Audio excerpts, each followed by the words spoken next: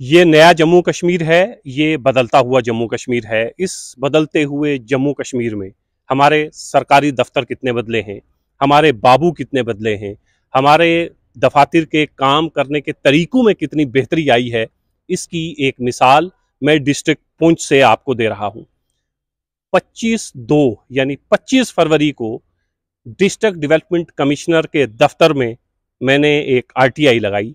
वो आरटीआई किस सिलसिले में थी और उस आरटीआई में किस तरह फेक डॉक्यूमेंट 2015 में तैयार किए गए और उन फेक डॉक्यूमेंट्स की बुनियाद पर पुंछ में कहां पर किस तरह का क्रशर लगा, ये एक पूरी कहानी है।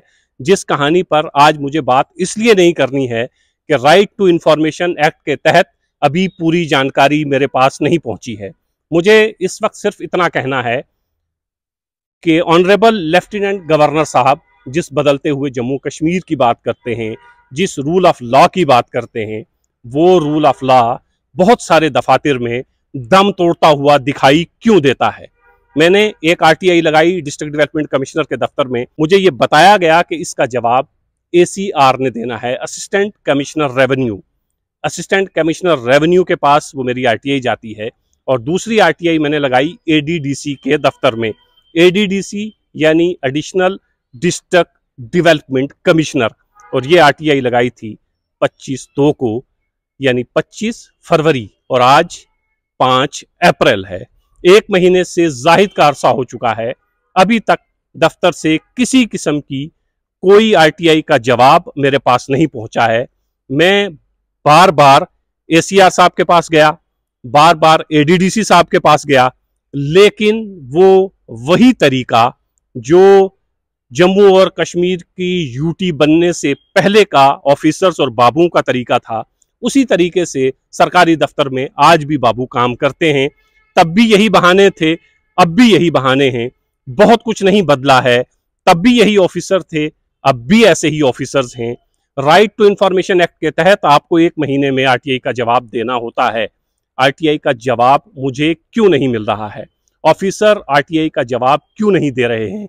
कहीं ऐसा तो नहीं कि 2015 के वो ऑफिसर जिन्होंने गलत डॉक्यूमेंट तैयार करके एक क्रशर की परमिशन दी थी, अब उस क्रशर की हिस्सेदारी में इस वक्त यहाँ की एडमिनिस्ट्रेशन के कुछ ऑफिसर्स भी हैं।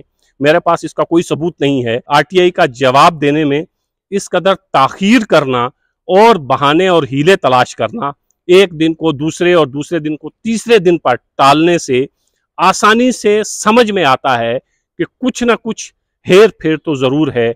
कुछ ना कुछ जो हमारी एडमिनिस्ट्रेशन है, जिन 2 ऑफिसर्स के पास मैंने आरटीआई लगाई है, जवाब ना देने का सबब जो सामने समझ में आता है वो ये कि कहीं ना कहीं दाल में कुछ काला जरूर है। कुछ आपस में इनके ताल्लुकात इस तरह के हैं कि मेरी आरटीआई का जवाब अभी तक नहीं दिया गया है।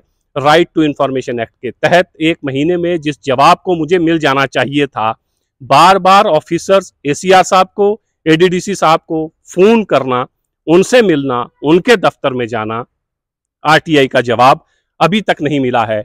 District development commissioner Poonch Indrajit ji से मेरी ये गुजारिश रहेगी कि इन ऑफिसर्स, चूंकि एसीआर भी आपके दफ्तर के 5 से 10 कदम के फासले पर उनका दफ्तर है, 15 से 20 कदम के फासले पर एडीडीसी का दफ्तर है, लेकिन ये दोनों दफ्तर राइट टू इंफॉर्मेशन एक्ट के तहत जो 1 महीने के अंदर जानकारी दी जानी चाहिए थी, वो अभी तक नहीं दी गई है। मैं गुजारिश करूंगा डिस्ट्रिक्ट डेवलपमेंट कमिश्नर पुंछ से कि वो तहकीकात करें कि ये 2 ऑफिसर मुझे आरटीआई के तहत जानकारी क्यों नहीं दे रहे हैं। ऑफिसर्स वो जानकारी जो मुझ तक पहुंचनी चाहिए थी नहीं पहुंचा रहे हैं।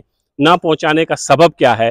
कहीं ऐसा तो नहीं है कि जो इन्फॉर्मेशन मैंने मांगी है, जो इन्फॉर्मेशन मुझे इनको देनी चाहिए थी 1 महीने के अंदर अंदर, इन दोनों के बीच में कोई साठ गांठ है, कोई मिली भगत है। मैं एसीआर पुंछ और एडीडीसी पुंछ जो मुझे 25/2 को राइट टू इंफॉर्मेशन एक्ट के तहत मैंने जानकारी मांगी थी, आज 5/4/2023 है, अभी तक मुझे जानकारी नहीं मिली है।